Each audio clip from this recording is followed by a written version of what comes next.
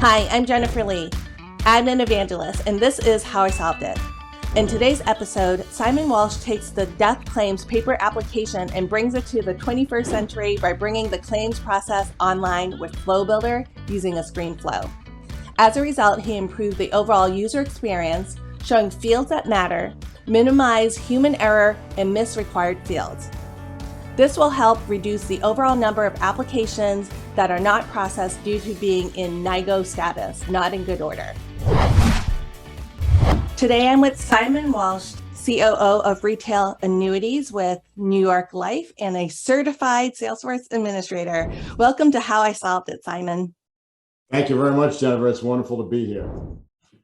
So Simon, it is not very often that we have a COO on How I Solved It. So I think this is the very first time. So please share with us a little bit about yourself and your Salesforce journey. Yeah, absolutely. So, I pretty much came out of a direct marketing background and had a lot of experience back in the days doing, direct mail and things like that. And as a direct marketer, you're always really interested in operations. So obviously, what happened when somebody answered the phone, what happened on the website. So that kind of led me into operations and technology. And that's kind of what got me into, the COO role. And then in terms of Salesforce, when I came to New York Life, we had then, and we still now have a lot of paper-based processes. I know you have worked in the insurance industry, so you know that as well too. And one of our biggest things was just applications for our annuities, the actual paper applications. Like people would call us up and like, where is it? Where is it in the process? What's the status? And literally we'd have to hunt around through image libraries and comment fields and so forth. So we decided to implement Salesforce.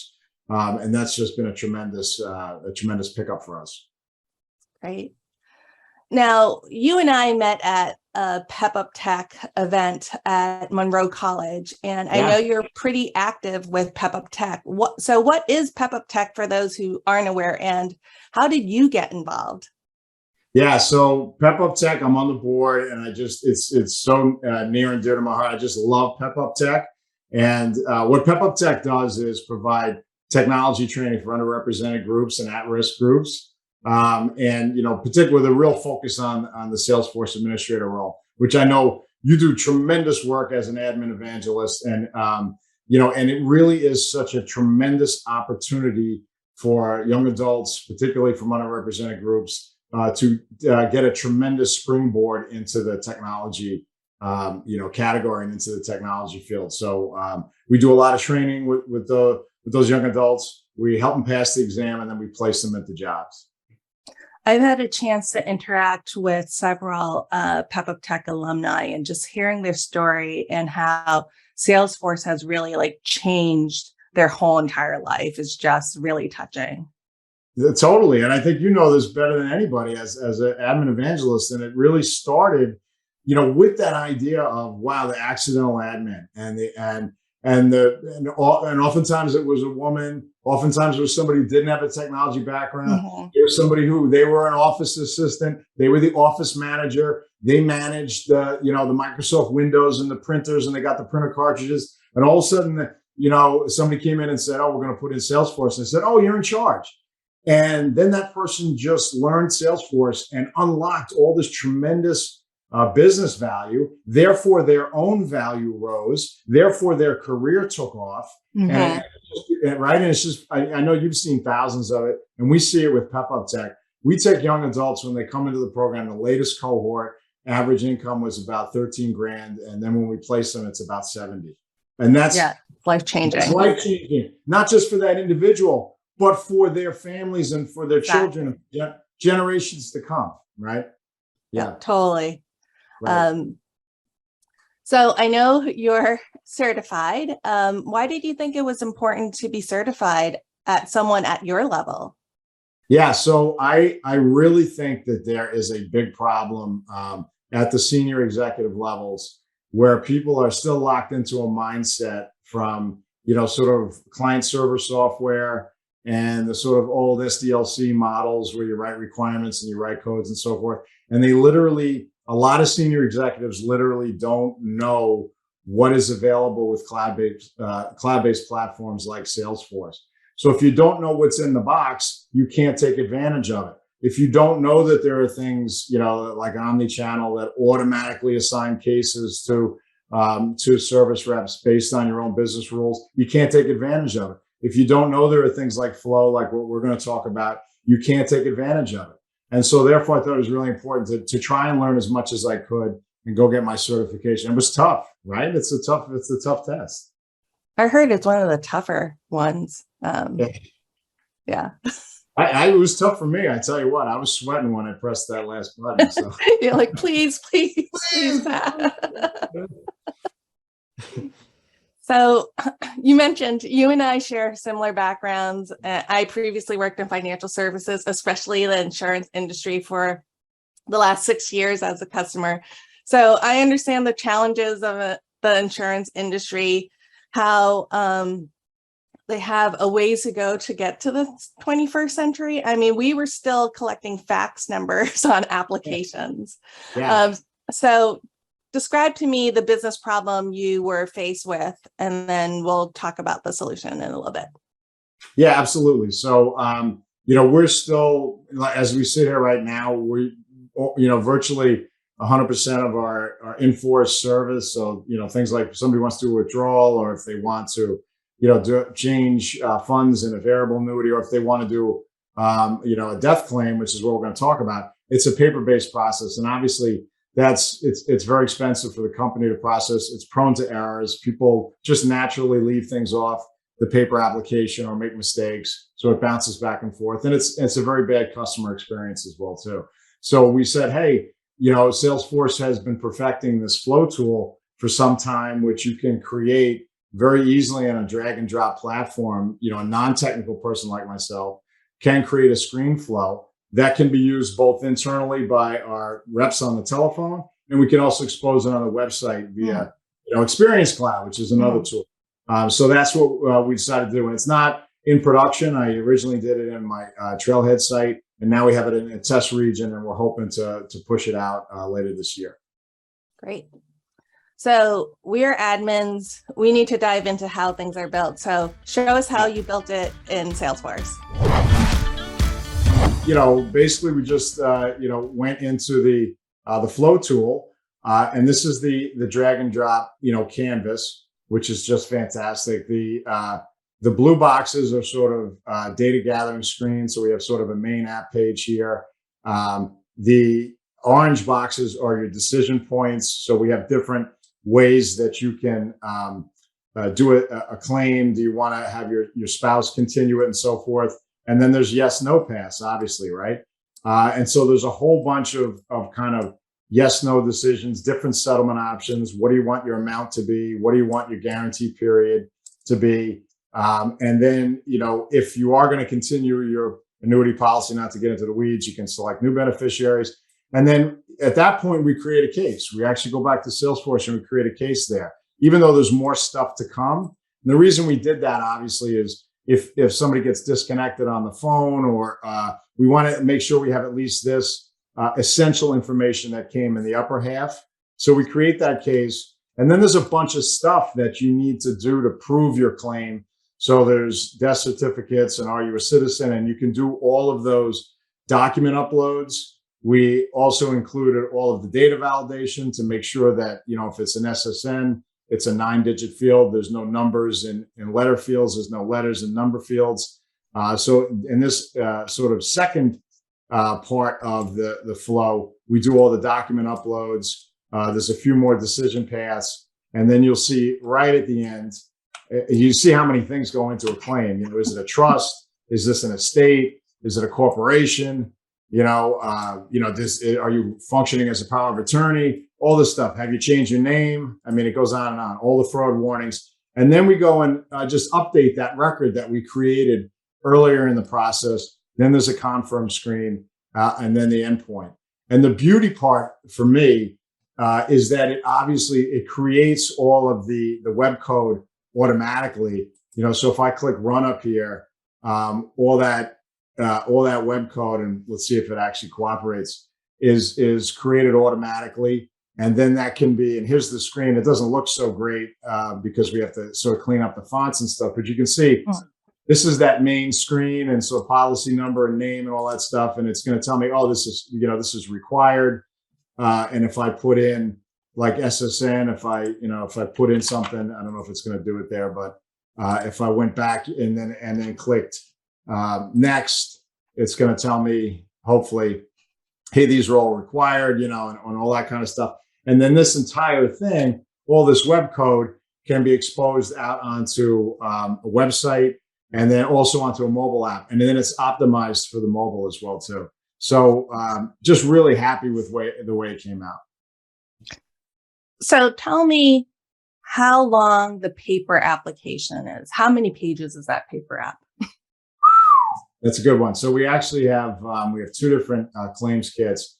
The claims kit is at least 30 pages that you have to go through. So it's pretty onerous. And then a lot of it, you can see all these different paths that are in here, right? Mm-hmm. You have to sort of read through all those different things, right? But if I'm going to go the happy path, like a very simple path, and say, hey, you know what? I'm the only beneficiary. I'm just claiming for myself, and I just want a lump sum. Send me, let's do it via EFT. You skip all these other steps. You don't see those. Let's say the kit was 50 pages. You don't see those other 48 pages. Right. You just go down that happy path, and you're so happy. And I know this sounds so simple. Other companies did it a long time ago, but the insurance industry in New York Life's a fantastic company, but it just has taken longer. But obviously it just produces a much better customer experience.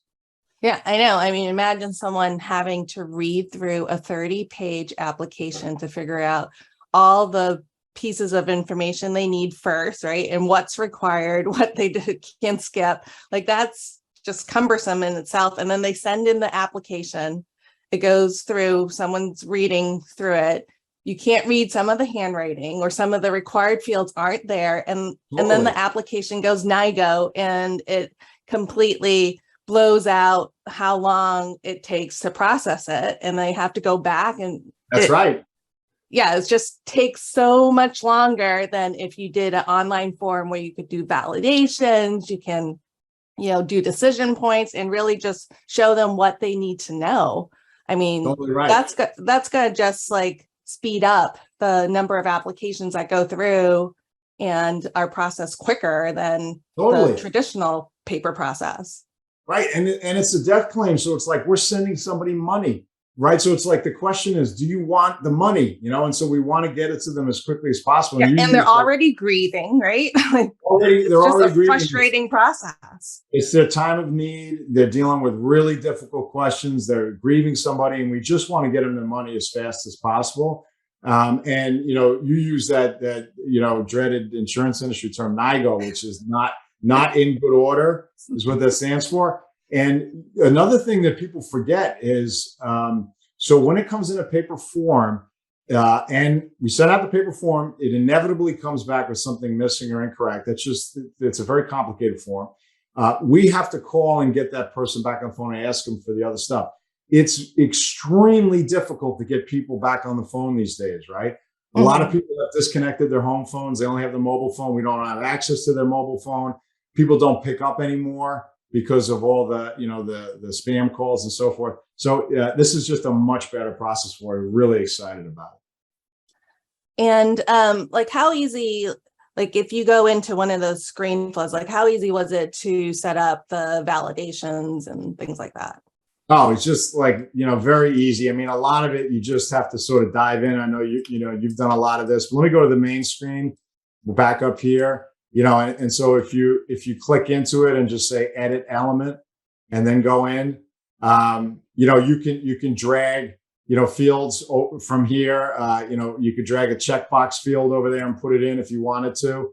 And then in terms of, the validation, so like the SSN fields, let me see what I did there to validate input. I said, SSN must be a 9-digit number. And that's my little error message. But because I can't remember where I put in the actual 9-digit validation, but it's in there. So you can do that. And then you can even have the error message. You can move these fields around. You can change the order. You can drag and drop all these fields from this panel, over to the other one. If I wanted to add another email address. I just drag it over there and there it is, so it's super easy. And you brought in like pick list values from the actual object. So you don't have to like recreate them from scratch. Exactly. Right. We bring in those pick list values, from the actual, object that we're in. And, and then we create these pick list choice sets, okay, that are actually from those fields that we've created. So all these different settlement options, you create these pick list checks fields, and they actually come from the field in your object. Exactly right. So you're getting exactly what you need. Well, is there anything else that you want to show us or highlight from this awesome flow that you created? Just the fact that, non-technical people can do this. I'm not a coder, and you can do it. And as an admin, as a certified admin, you really have this tremendous ability to diagnose the solution to business problems, right?